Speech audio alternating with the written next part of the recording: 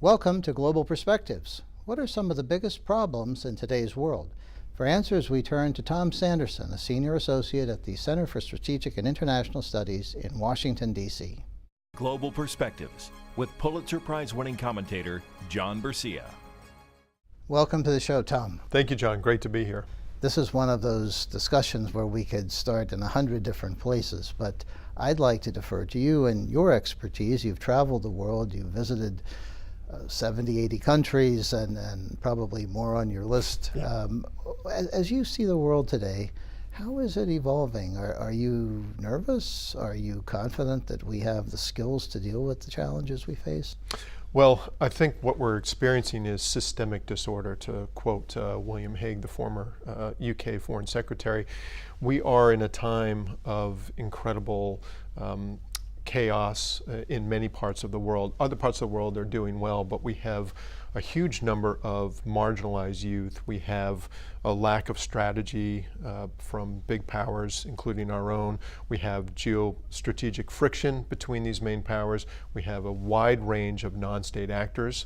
We have high levels of corruption and a lot of people who are living with unmet expectations. And you bring that together and we have quite a volatile globe. So you mentioned young people, and we talk about them a lot, but then we seem to quickly move on to, climate change, terrorism, something else, and we don't always understand how much young people fit into every one of those discussions. They do, and you take any country and you can see the impact of young people from the positive to the negative. But in my program that I co-founded with Arno de Borgraaf at CSIS in 2002, Transnational Threats Project, we look at the impact of youth in some of the unstable areas that we go to, in which are causing huge problems, not only for U.S. interests, but for local, regional, and global partners as well. And what we're seeing is high levels of corruption in these countries where the wealth is concentrated in a few hands, where there's impunity for these governments, and where there's no economic development, there's no real private sector. And that forces young people, and by young people I'm talking from teenagers through early to mid-30s. These people are forced into the informal economy. So they're pushed to the margins of economic activity. And in the informal economy, you don't have labor protections, you don't have rights, and people are often pushed to engage in gray market or black market activity. When you do this, you get in touch with gangs, you get in touch with criminals, and many times you are in touch with militant groups who are also on the margins of society. So people are coming together in these areas that can be found in cities, can be found in small towns, can be found in the borderlands. And this is generating a lot of the anger and a lot of the militant activity that we see today. Just to help our viewers understand some of this, could you give an example that talks about the youth challenge in a particular country? And then as part two, how that affects us here in the United States, because so often if it's just over there we don't really want to think too much about it, but if we see that there are threads that lead in our direction, then it seems more important. Absolutely. I'll give you one of our best examples, and that's Tunisia, where you have very high levels of education. This is the country that, of all those that underwent the changes in the Arab Spring, the Arab Awakening, the one that has had a democratically elected government, that's had a transition in government, but you still have many, many young men there and young women who simply cannot afford the things that they feel are basic needs. And you still have high levels of corruption in government, though not like you did under the dictatorship of Ben Ali. But Tunisia is considered the largest source of foreign fighters for ISIS over the last 6 years, from 2012 onward. So you have the largest number of foreign fighters coming from Tunisia. You also have large numbers of Tunisians who are second and third generation French and other European citizens, some of whom have also gone to the battlefield. So the problem here is that you have a country that has citizens that 7 years ago overthrew their government. They are the ones with the unmet expectations today. They could again become the spark that overthrows the current government. You have large numbers of those citizens who've gone to the battlefield. They've gained those skills. they can move on to a third country, come back to their own country. Those that are in France that have networked with them pose a threat to France, to Europe. And let's not forget that France is a visa waiver country. So French citizens who have gone to the battlefield, whether they are second or third generation Tunisians or long-standing French families, they can travel to the United States without a visa. And that is of concern to anyone here in this country. So how do we address that type of challenge? Well, corruption is one thing, so encouraging transparency in these countries, so that means having a free and independent media, a free and independent judiciary, and police forces that are not directly tied to the government in terms of not being at the beck and call of a leader who uses them improperly. So to have those independent institutions in a country gives you a better chance of having a transparent government. When you do that, you have less wrongdoing in terms of theft of state assets. And when people see that theft of assets, they push back and often will take up arms and engage in violence against their government. Excuse me. So encouraging more transparency so that you have lower levels of corruption. Second is, of course, encouraging economic development, which will go hand in hand, though not easily, with better government. So economic development, a robust private sector, trade, free trade are very important things for raising the level of economic activity for all citizens. Whenever you talk, you or someone else talks about free and independent media, I worry a little bit because that was such a pillar of our system for so long, enshrined in the Constitution, and the idea that you would have a skilled, educated, well-connected, independent news media where you have people on the reporting side and on the commentary side, and a lot of grading analysis and so forth going into the news reporting process, and we don't have that as much today. And there are those who worry that the impact of the Fourth Estate is diminishing with each passing year. And yet it is vital to democracy, I think. Essential. So how do we advise people in other countries that are dealing with a problem such as the one you just discussed when we're having issues with our own Fourth Estate? That is an excellent question, and President Trump, as we all know, constantly disparages the media today, except for those that favor him. And I think that is a very unhealthy thing to do. There's no doubt that certain parts of the media are biased, but to disparage such a wide swath of American media and other media around the world, I think is a very dangerous thing, because it is one of the key institutions, as you call it. It's, many people refer to it, the Fourth Estate for democracy and for the United States. It is essential to keeping powers in check, to illuminating what's happening in government and in society, and making sure that we see all that's happening so that people can change their leadership after finding out what's happening. That media has played such a critical role around the world in bringing democracy to countries, strengthening democracy that's already in place, and I'm very worried at what we're seeing today. You also were talking about economic opportunities, and that is probably, if not the most important, one of the most important aspects of dealing with the youth bulge. And yet we're still suffering in some respects from the last Great Recession. We still have economic challenges everywhere. Are we ever going to get to the point where we are able to provide meaningful jobs to those young people so that they can think, well, I have a stake and I have a future?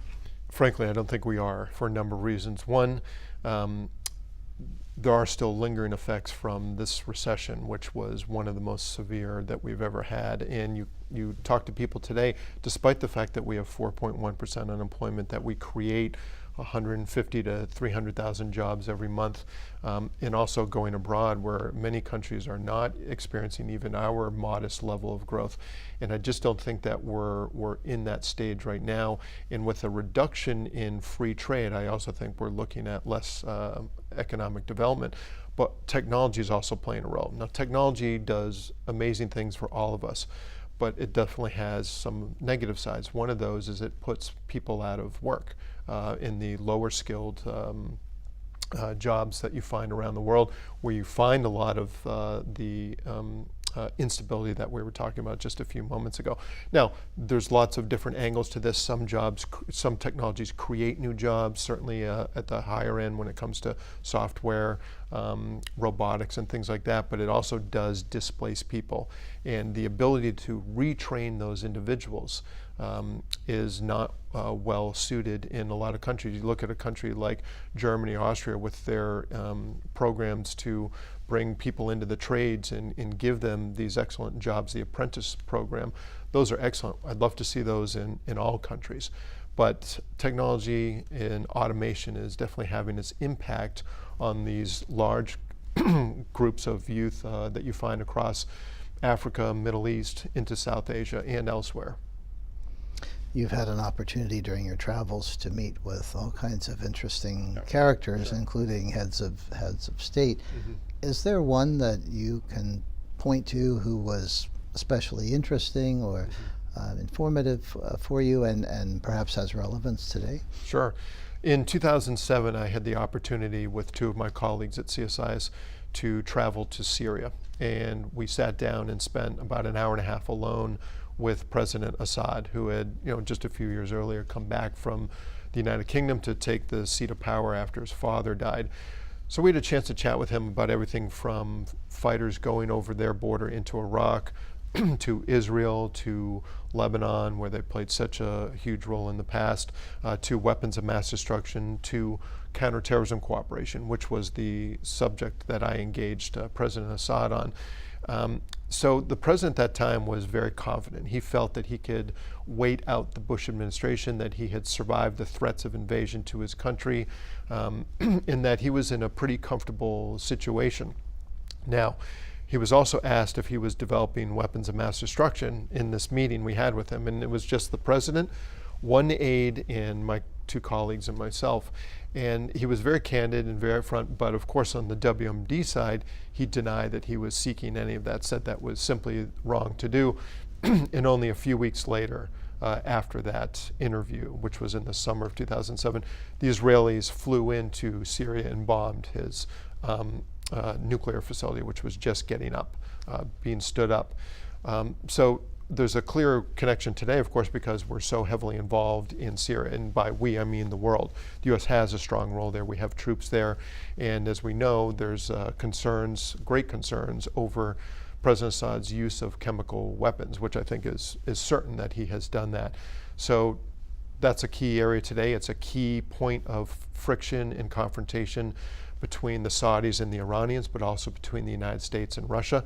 So you have a lot of the world's main players in there today.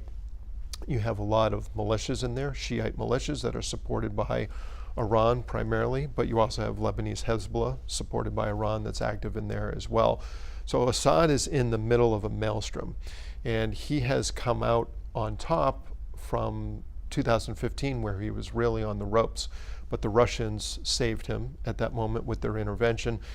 But he's come out on top of a huge mess, a mess largely of his creation.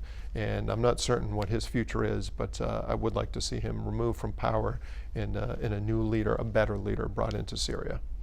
The parts of this are moving so rapidly, we can't afford to project anything. But if you were to talk about an ideal outcome, a peaceful Syria 10 years from now, what would some of the features of that be? Well, certainly one of the main features would be a greater voice for the majority Sunni citizens of that country. You'd certainly have to have some form of reconciliation, some form of penalties, but certainly equal opportunities economically, politically, and culturally in a country that has favored the very small Alawite minority for all of these past few decades. And what kind of role would Syria then be able to play in the broader region in terms of the peace process and other aspects of Middle East life and politics? Any role for Syria is so far off, it's hard to speak of one now. They are more than a decade away from getting their economy back. Their GDP is so much smaller than it was 10 years ago. The level of destruction is immense. Several million displaced people, millions who are outside of the country as refugees in Turkey, Lebanon, and Iraq, and other places in Europe, for example. So Syria's role in the future is very much in doubt.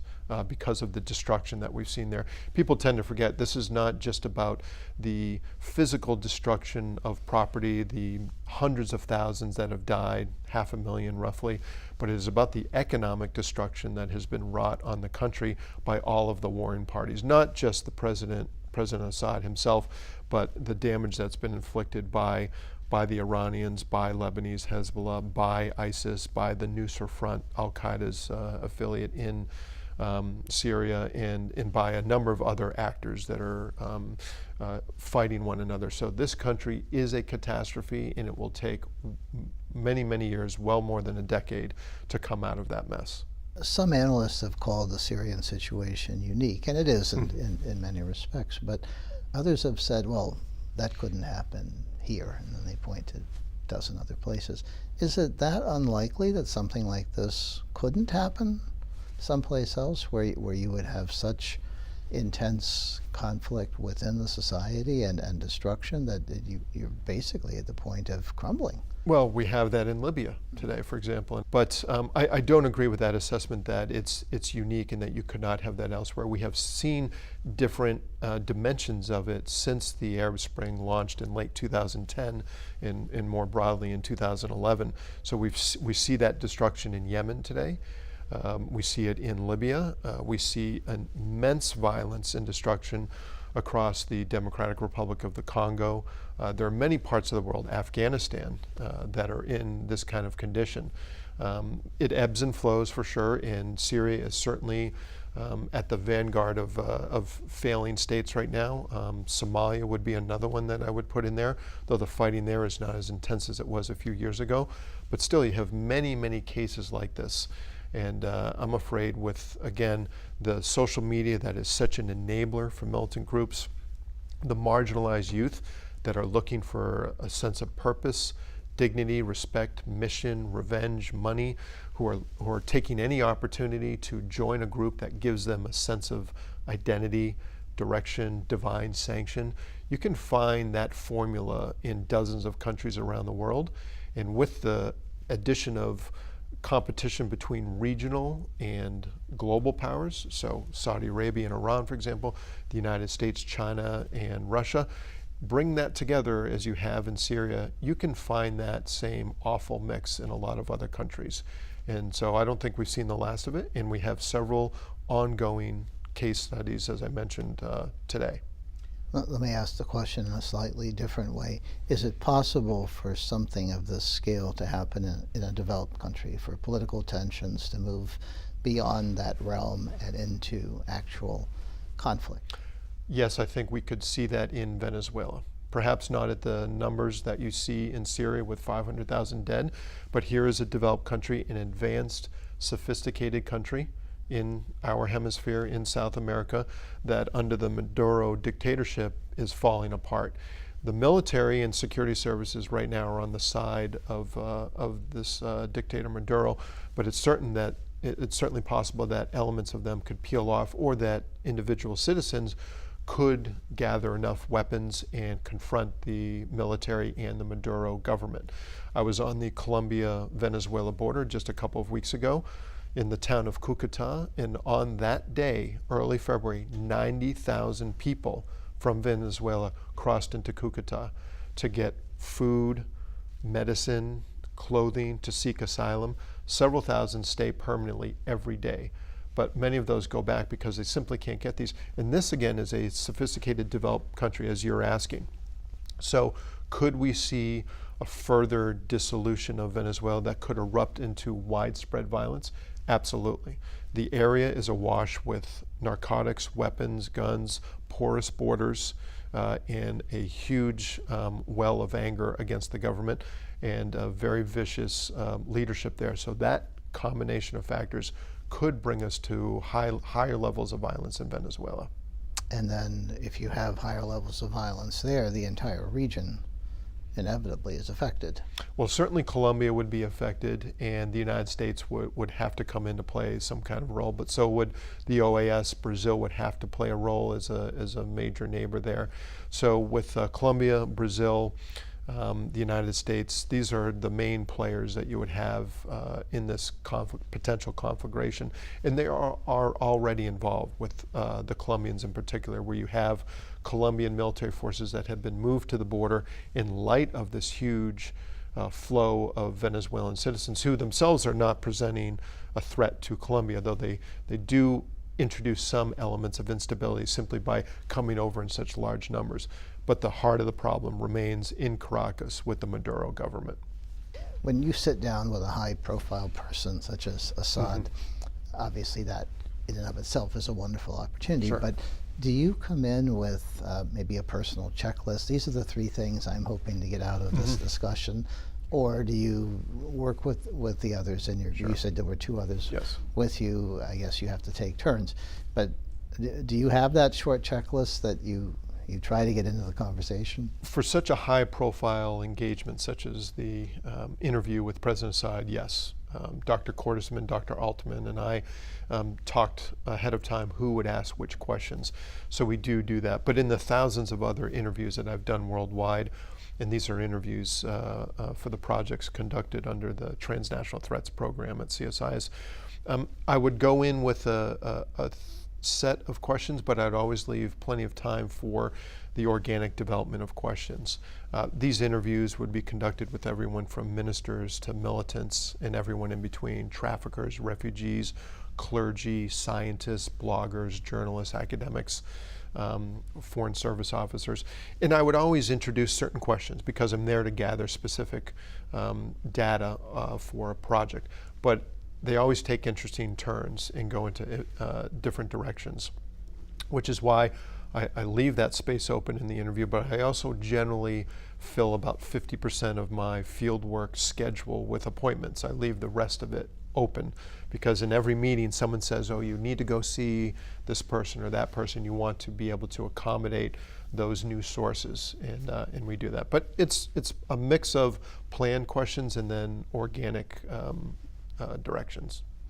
I'm guessing viewers might be interested in your short list of places you're planning to visit, Sure. hoping to visit, maybe in the next few years. And is there also a wish list of top leaders that you'd like to meet with at sure. some point? Sure. My list is long, despite the fact that I have been to 70 countries. There are still 130 or more to go. This year alone, I've been to Qatar, the Philippines to visit the battle site at Marawi, and then, as I mentioned, to the Colombia-Venezuela border. My colleague Seth Jones and I will head to France and the UK and Germany in just a few weeks to look at the return of jihadi Salafi foreign fighters and to look at homegrown extremists, prison reform, reintegration and demobilization issues concerning Europe. I may also be visiting Israel this year, and probably will go back to the Philippines and back to Germany and possibly to Turkey and Russia this year as well. Countries that are high on my list that I've never been to certainly would be South Africa, Brazil, Iran.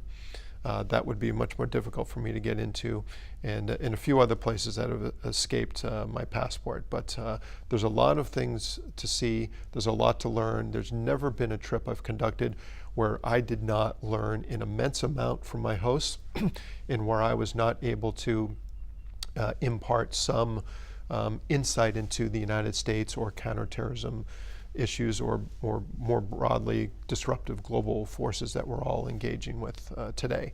In terms of leaders, that's a tough one.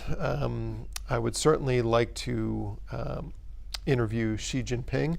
I was a visiting fellow in China at Fudan University in Shanghai. I've made almost 20 visits to the country. I think it would be fascinating to sit down with him. The list is immense. I would like to sit down with all leaders and talk to them. Angela Merkel is someone that I greatly admire. I would love to do an interview with Chancellor Merkel. But it's always interesting, always fascinating. And I'm very happy to have had these opportunities to conduct this field work. Give people a sense of how long it takes for some of these to come together, because it's not like here where you'll ring up and say, oh, can I sit down with X, in 2 weeks. This can take years, and sometimes you're not granted the interview until after the person leaves office. And I think a lot of people would get bored with the waiting and the delays that are inevitable. But if you're intent on meeting with someone, you're typically willing to wait a long time. Sure. Open-ended. Yes. Well, my late boss and mentor mentioned before, Arno de Borgrave, interviewed so many of our world leaders, and he often waited days to get those interviews. He interviewed Gaddafi 7 or 8 times in Libya. He was the first to interview him after the coup. And he and his wife, Alexandra de Borgrave, would have to wait, in hotels for someone like Gaddafi to finally grant the interview. But that persistence always paid off. It also depends on who the leader is. When we went to Syria in 2007, we had withdrawn our ambassador. So in fact, the Syrian president and the foreign minister, Moallem, whom we also sat down with, were eager to get the interview because they wanted the exposure and they wanted to be seen with a credible, prestigious think tank such as CSIS. So it depends on who the leader is. In other countries, it takes forever to get that interview. Sometimes they grant it immediately. But most of my interviews are not with the heads of state. It's with that full spectrum below that really gives me all of the dimensions of a particular country and of the problems associated with it. Well, thank you for your insights, Tom Sanderson, and thanks for joining us today. You're welcome. Appreciate the opportunity. Thank you. You're welcome. And thank you. For Global Perspectives, I'm John Bercia, and we'll see you next time.